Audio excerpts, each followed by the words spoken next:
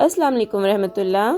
وعلیکم السلام اللہ وبرکاتہ۔ امیاں آپ ہمارے گلدستے معلومات سنا دیں گی؟ جی بالکل، میں آپ لوگوں کو گلدستہ معلومات سنا دیتی ہوں، اور گلدستہ معلومات میں سب سے پہلے ہمارے پاس آتی ہیں حکایت مسیح الزماں علیہ الصلاۃ والسلام۔ محمد شیراز، حکایت کسے کہتے ہیں؟ سچی کہانی کو۔ جی، حکایت کہتے ہیں سچی سبق آموز کہانی کو، اور کیونکہ یہ حکایت مسیح الزماں ہیں تو یہی آپ ہمیں مسیح الزماں حضرت مسیح موعود علیہ الصلوۃ والسلام کا نام بتا دیں گے؟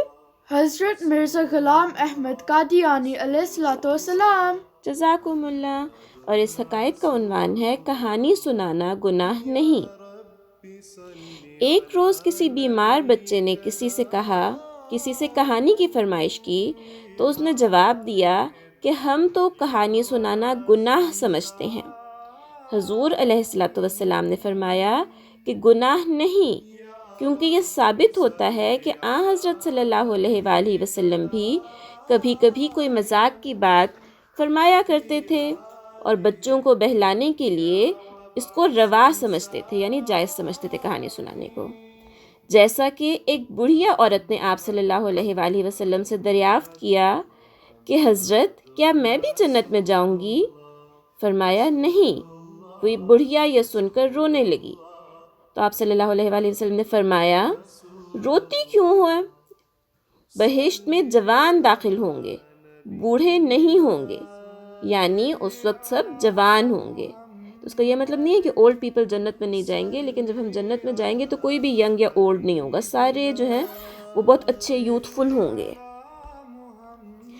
اسی طرح فرمایا کہ ایک صحابی کی داڑھ میں درد تھا، وہ چھوارا کھاتا تھا۔ حضرت صلی اللہ علیہ وآلہ وسلم نے فرمایا کہ چھوارا نہ کھا کیونکہ تیری داڑھ میں درد ہے۔ اس نے کہا میں دوسری داڑھ سے کھاتا ہوں۔ تو حضرت صلی اللہ علیہ وسلم نے ایک صحابی سے فرمایا کہ آپ کے دانت میں درد ہو رہی ہے تو چھوارا نہیں کھائیں۔ آپ کو پتہ ہے چھوارا ہارڈ ہوتا ہے بہت زیادہ، تو انہوں نے آگے سے مذاق میں حضور سے فرمایا کہ حضور میں دوسری داڑھ سے چھوارا کھا رہا ہوں، جس میں درد ہے اس سے نہیں کھا رہا۔ اسی طرح ایک اور حضور نے واقعہ یہاں پہ بتایا ہے۔ پھر فرمایا کہ ایک بچے کے ہاتھ سے ایک جانور جس کو نغیر کہتے ہیں چھوٹ گیا۔ ایک نغیر نام کا جانور تھا، وہ ایک بچے نے پکڑا ہوا تھا اور وہ اس سے چھوٹ گیا، چلا گیا کہیں۔ وہ بچہ رونے لگا۔ اس بچے کا نام عمیر تھا۔ حضرت صلی اللہ علیہ وآلہ وسلم نے فرمایا عمیرو ما فعلت بکا نغیر، اے عمیر نغیر نے کیا کیا؟ اس لڑکے کو قافیہ پسند آ گیا، اس لیے چپ ہو گیا اور اس بچے نے رونا بند کر دیا۔ اور یہ حکایات جو ہیں یہ لی گئی ہیں ملفوظات جلد 8 صفحہ 237 اور 238 سے، ایڈیشن ہے 2022 کا۔ اگلا سیگمنٹ ہمارے پاس گلدستہ معلومات میں ہے سوال جواب۔ سوال ہے کہ حضور انور ایدہ اللہ تعالیٰ بنصرہ العزیز کو سحر و افطار میں کیا کھانا پسند ہے؟ ایک ناصرہ نے حضور انور سے دریافت کیا کہ حضور انور کو رمضان میں سحر و افطار میں کیا کھانا پسند ہے؟ حضور انور نے فرمایا کہ میں بالعموم جو ناشتہ کرتا ہوں وہی سحری میں لیتا ہوں، اور جو میں کھانا کھاتا ہوں وہی افطاری میں کھا لیتا ہوں۔ جیسا کہ یہ حضرت صلی اللہ علیہ وآلہ وسلم کی سنت ہے، میں افطاری کھجور سے کرتا ہوں۔ آپ سب کو پتہ ہے نا کہ ہم افطاری میں کھجور کھاتے ہیں۔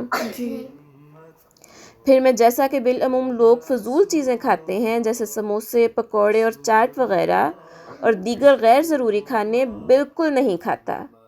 میں اتنا زیادہ بھی نہیں کھاتا کہ افطاری کے بعد پریشانی محسوس ہو اور صبح کے وقت روزہ رکھنے کے لیے اٹھنے میں بھی دقت محسوس ہو، اس لیے ایک سادہ روٹین ہونی چاہیے۔ ہمیں پتہ ہے نا کہ رمضان میں اتنا زیادہ نہیں کھانا چاہیے کہ پھر ہم عبادت بھی نہیں کر سکیں۔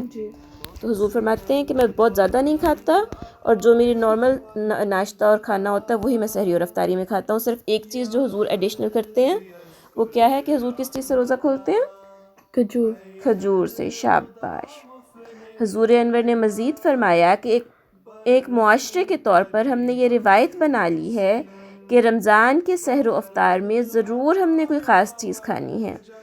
یوں ایک طرف تو ہم غیر ضروری خرچ بڑھا لیتے ہیں اور پیٹ الگ خراب ہو جاتا ہے، اور روزہ رکھ کر پورا دن آپ کو سستی رہتی ہے۔ روزے کا مزہ تو تب ہے کہ جو آپ اپنی معمول کی خوراک کھاتے ہیں اسی سے روزہ رکھو اور اسی سے روزہ کھولو، اور وہ پیسے جو آپ شاہانہ چیزوں کے کھانے میں خرچ کرتے ہیں وہ صدقہ و خیرات میں دے دو۔ اور یہ حوالہ ہے الفضل انٹرنیشنل 25 اگست 2021 کا۔ اس کے بعد گلدستہ معلومات میں ہے ہمارے پاس میرا پیارا جلسہ سالانہ سیرا لیون۔ تو کسی بچی نے ہمیں سیرا لیون کے جلسے کی رپورٹ بھیجی ہے، ہم پڑھتے ہیں۔ اس میں لکھا ہے کہ میرا نام نبیلہ نور ہے اور میں سیرا لیون میں رہتی ہوں۔ فروری 2026 میں سیرا لیون میں جلسہ سالانہ منعقد ہوا تھا۔ یہ میرا تیسرا جلسہ سالانہ تھا۔ مجھے جلسے کے دن بہت اچھے لگتے ہیں کیونکہ وہاں مجھے مزہ آتا ہے اور میں بہت کچھ سیکھتی بھی ہوں۔ آئیے میں آپ کو اپنے پیارے جلسہ سالانہ سیرا لیون کے بارے میں کچھ بتاتی ہوں۔ اس سال 6 تا 8 فروری 2026 سیرا لیون میں 61واں جلسہ سالانہ منعقد ہوا۔ 61واں کہتے ہیں 61 کو، ٹھیک ہے؟ اس میں 20,000 سے بھی زیادہ لوگ شامل ہوئے تھے۔ یہ جلسہ بو شہر میں احمدیہ کمپاؤنڈ میں منعقد ہوا۔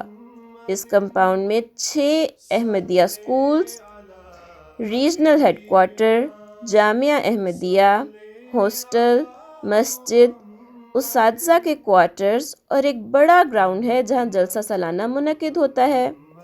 جلسہ سالانہ کے لیے حضرت خلیفۃ المسیح الخامس ایدہ اللہ تعالی بنصرہ العزیز نے مکرم ڈاکٹر زاہد احمد خان صاحب صدر قضاء بورڈ UK کو اپنے نمائندے کے طور پر بھیجوایا تھا۔ ہم بدھ کی شام کو ہی بو شہر پہنچ گئے تھے۔ جلسہ عموماً کون سے دن سٹارٹ ہوتا ہے یحییٰ؟ مجھے نہیں پتا۔ جلسہ ہمیشہ جمعے کو شروع ہوتا ہے، ٹھیک ہے؟ تو وہ کہہ رہے ہیں کہ ہم بدھ کے دن ہی بو شہر پہنچ گئے تھے۔ جمعرات کے دن ہم نے جلسہ گاہ کی تیاری دیکھی۔ وہاں سب لوگ بہت محنت سے خدمت کر رہے تھے اور جلسے کے انتظامات آخری مراحل میں تھے۔